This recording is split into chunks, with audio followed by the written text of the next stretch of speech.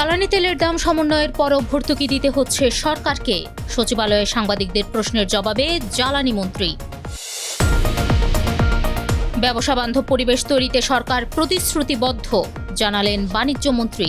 শিগগিরই আসছে নতুন আমদানি নীতি। আইএমএফের সঙ্গে আলোচনা চলমান, সব শর্তে একমত নাও হতে পারে সরকার, জানালেন অর্থমন্ত্রী। এস আলমের গ্রেফতার চান ইসলামী ব্যাংক গ্রাহক সমন্বয় পরিষদ। ব্যাংক রেজুলেশন আইনের নতুন ধারা বাতিলের দাবি। হরমুজে ফি দিয়ে জাহাজ চলাচলের সুযোগও বন্ধ করল ইরান। যে কোনো মুহূর্তে যুদ্ধ শুরুর আশঙ্কায় ইসরায়েলের সতর্কতা। স্বাগত জানাচ্ছি দ্য বিজনেস স্ট্যান্ডার্ডের নিয়মিত আয়োজন টিভিএস রাত ৮টার সংবাদে। সঙ্গে আছি আমি বর্ণা দাস। দেখছিলেন সংবাদ শিরোনাম, এবার বিস্তারিত। জ্বালানি তেলের দাম সমন্বয়ের পরও সরকারকে ভর্তুকি দিতে হচ্ছে বলে জানিয়েছেন বিদ্যুৎ, জ্বালানি ও খনিজ সম্পদ মন্ত্রী ইকবাল হাসান মাহমুদ। ১৯ এপ্রিল সচিবালয়ে সাংবাদিকদের প্রশ্নের জবাবে একথা জানান তিনি। মন্ত্রী বলেন, বিশ্ববাজারে দাম বাড়ার কারণে দেশেও দাম বাড়াতে বাধ্য হয়েছে সরকার। যুক্তরাষ্ট্রে তেলের দাম $5 বাড়ানো হয়েছে জানিয়ে মন্ত্রী বলেন, বাংলাদেশে এতদিন বাড়তি দামে জ্বালানি আমদানি করে মজুত তৈরি করা হয়েছে। এতে যে বাড়তি খরচ হয়েছে তার থেকে কিছুটা এখন সমন্বয় করা হয়েছে। 18 এপ্রিল রাতে এক প্রজ্ঞাপনের মাধ্যমে ডিজেল, পেট্রোল, অকটেন ও কেরোসিনের দাম বাড়ানোর ঘোষণা দিয়েছে বিদ্যুৎ, জ্বালানি ও খনিজ সম্পদ মন্ত্রণালয়। সরকার ব্যবসা বান্ধব পরিবেশ তৈরিতে প্রতিশ্রুতিবদ্ধ বলে মন্তব্য করেছেন বাণিজ্য মন্ত্রী খন্দকার আব্দুল মুক্তাদির। তিনি বলেছেন, চূড়ান্ত পর্যায়ে রয়েছে নতুন আমদানি নীতি, শিগগিরই তা উন্মুক্ত করা হবে।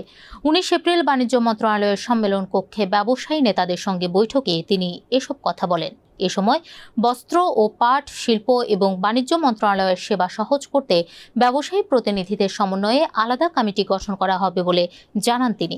ব্যবসায়ীদের স্বার্থ রক্ষা এবং সরকারের কাছে তাদের দাবি দাওয়া কার্যকরভাবে উপস্থাপনে এফবিসিসিআই এর ভূমিকা আরও শক্তিশালী ও সক্রিয় হতে হবে বলে মন্তব্য করেন মন্ত্রী। তিনি জানান, প্রয়োজনে ইতিবাচক ও গঠনমূলক চাপ সৃষ্টির মাধ্যমে নীতিগত সহায়তা আদায়ে গুরুত্বপূর্ণ ভূমিকা রাখতে হবে সংগঠনটিকে। আইএমএফ এর সঙ্গে পূর্ববর্তী সরকারের সময় হওয়া চুক্তির সব শর্তে সরকার একমত নাও হতে পারে বলে জানিয়েছেন অর্থমন্ত্রী আমির খসরু মাহমুদ চৌধুরী। আইএমএফ, এডিবি ও বিশ্ব ব্যাংক সহ বিভিন্ন দাতা সংস্থার সঙ্গে আলোচনা একটি চলমান প্রক্রিয়া বলেও মন্তব্য করেন তিনি। বিশ্ব ব্যাংক, আইএমএফ এর বসন্তকালীন বৈঠক শেষে ১৯ এপ্রিল সচিবালয়ে আয়োজিত সংবাদ সম্মেলনে এসব বলেন অর্থমন্ত্রী। তিনি জানান, আইএমএফ এর সঙ্গে আরও ১৫ থেকে ২০ দিন, এমনকি ১ মাস পর্যন্ত আলোচনা চলতে পারে। বিশ্বব্যাংক ও এডিবির সঙ্গে আলোচনায় এরই মধ্যে উল্লেখযোগ্য অগ্রগতি হয়েছে। শিগগিরই বিশ্বব্যাংক ও এডিবির প্রেসিডেন্ট বাংলাদেশ সফরে আসবেন বলেও জানান অর্থমন্ত্রী।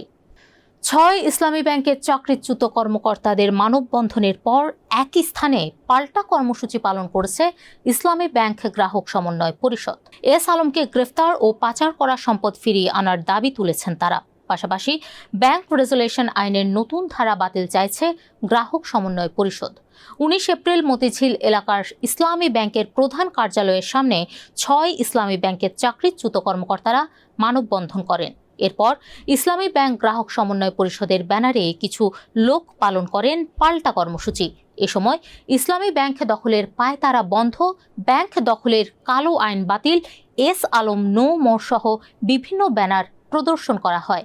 জাহাজ চলাচলের জন্য নির্ধারিত নিরাপদ করিডর সহ পুরো হরমুজ প্রণালী সম্পূর্ণ বন্ধ রাখার ঘোষণা দিয়েছে ইরানের ইসলামী বিপ্লবী গার্ড বাহিনী IRGC।